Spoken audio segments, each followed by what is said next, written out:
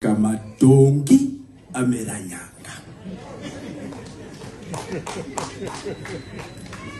Ndazvitaura izvozvo nekuti handisisi kumauto.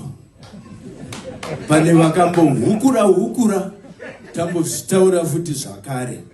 Ndiri kuzvidzokorora pamberi pekereke kuti uchida usingadi tichakutonga.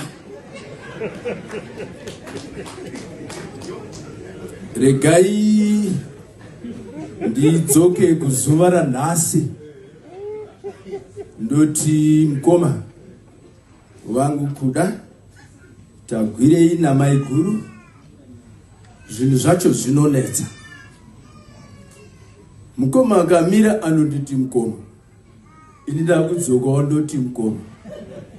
Zvandinoitira kuti mukoma ndinenge ndisingadi kuti muone kuti ndakwegura.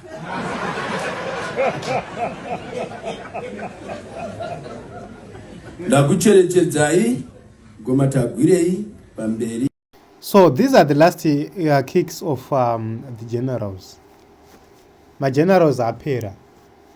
Kuona vakuita zvavari kuita izvi, it's a sign. Takambozvitaura tikati dzungu rese nemanyawu ese avari kuita zvichienda one side. Ike zvinezvi manyawi adivi rimwe vachiti vatonhorerwa manje. Why? It's because they created this mess and they are going to be haunted with this thing which they created for a very long time.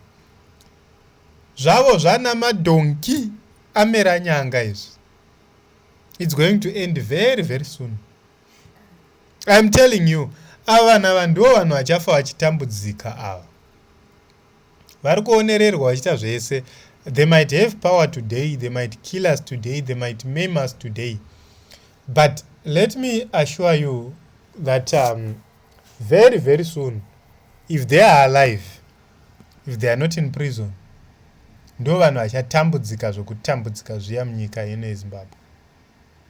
It's because they've created so many enemies. Everywhere they go, they create enemies.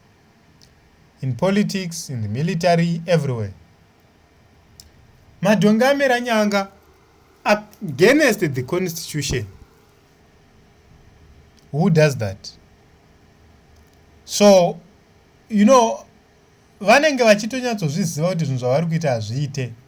Vanenge vachitoziva zvinhu zvavari kuita hazvisi pamutemo, but they continue to do it. It's because they feel that they are superior, they feel that they are the untouchables. But they will be touched one day. Not by anybody else. Vanobatana pachavo. Who thought kuti kune vanhu vachapedzwa neCovid maperera vakamboita. Iye zvinezvi vari kurohwa nemaaccident. Ende vachakwachurwa kusvika vanyatsoti eke kusvika vanyatsonzwa kuti ya zvaita. ZANU-PF collapse is imminent. ZANU-PF collapse is coming. And at this point in time, at this juncture, what we need to understand is even vanamdarageza chaivo havachatowirirane naNasanyatwe, havachatruste zviri kuitwa naNasanyatwe because they proved to be weak pakaitwa move namafidhi. Saka ndopa uri kuona kuti and it will come to a point where these comrades, they will suffer, they will have to pay. You know, the revolution in Zimbabwe is inevitable. It's coming. Whether you like it or not, that revolution is coming. So it's very, very interesting. But what I can say is these are the last kicks of the generals. Ndo kupera kwavoko.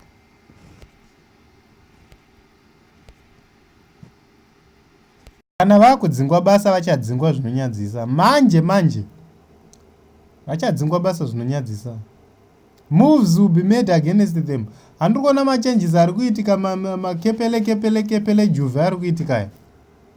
Very, very soon kunenge kwaane nevakomana vefazi ndo vanenge vachinyatsobata kwese manje, vanyatso in charge, kuCIO they are in charge, kupolice they are in charge, vasara nemilitary they want to be fully in charge. Chavaona kana vaa fully in charge kuti chii chaitika. Uchazoona kana revolution yakuitika vanhu havachasara vasina kana munhu one anova-protect, because those under them, the underpaid ones, vakagumbuka vasi kufara.